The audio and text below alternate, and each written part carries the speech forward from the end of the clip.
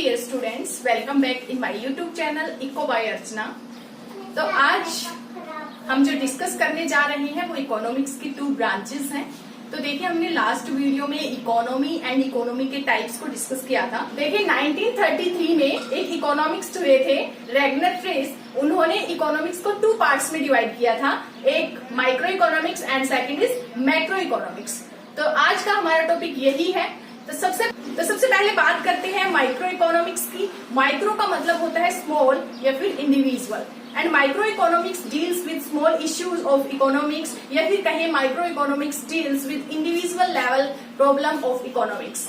Micro economics में जो economics की छोटी जो प्रॉब्लम है, छोटे छोटे जो इश्यूज हैं, इंडिविजुअल से रिलेटेड जो प्रॉब्लम्स हैं, उनके बारे में डिस्कस किया जाता है, जैसे theory of demand, theory of supply and theory of price.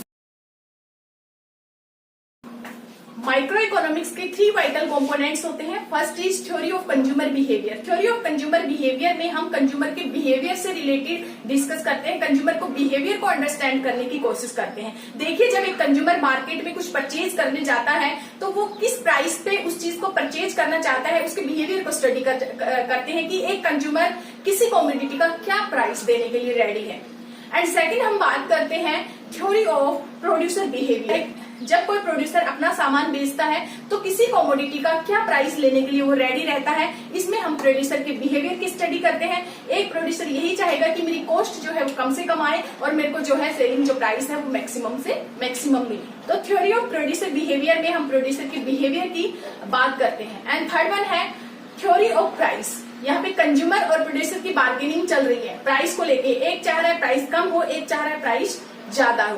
तो थ्योरी ऑफ प्राइस में हम डिस्कस करते हैं कि इन दोनों की बार्गेनिंग के बीच में क्या प्राइस मार्केट में तय हो पाता है। तो नेक्स्ट बात करते हैं मैक्रो इकोनॉमिक्स की। मैक्रो का मतलब होता है लार्ज या फिर एग्रीगेट। मतलब मैक्रो इकोनॉमिक्स में हम लार्ज जो इश्यूज है, लार्ज जो प्रॉब्लम है, पूरी कंट्री से रिलेटेड जो इश्यूज है उनकी बात करते हैं, जैसे national income, GDP, inflation, employment. ये सारे डिस्कस हम मैक्रो इकोनॉमिक्स में करेंगे।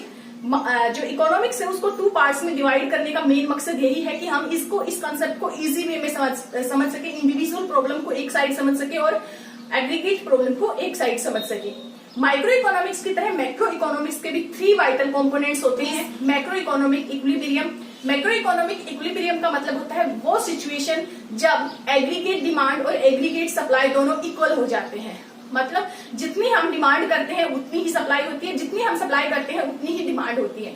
सेकंड हम बात करते हैं disequilibrium in economy. Disequilibrium in economy का मतलब होता है वो सिचुएशन जब हमारी एग्रीगेट डिमांड और एग्रीगेट सप्लाई मिसमैच होते हैं। या तो एग्रीगेट डिमांड ज्यादा रहेगी या फिर एग्रीगेट सप्लाई। मतलब जितनी हम डिमांड करते हैं उससे ज्यादा हमारी सप्लाई पहुंच जाती है, या फिर जितनी हम सप्लाई करते हैं उससे कम हमारी डिमांड हो जाती है, या फिर उससे ज्यादा पहुंच जाती है। मतलब एग्रीगेट डिमांड और एग्रीगेट सप्लाई का मिसमैच होना एग्रीगेट डिमांड और एग्रीगेट सप्लाई का मिसमैच होना डिसइक्विलिब्रियम इन इकोनॉमी कहलाता है।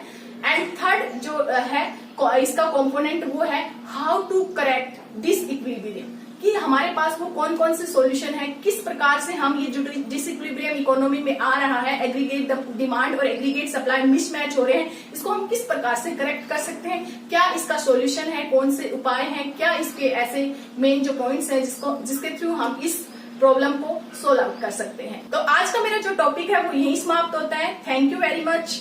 Thanks for watching the video.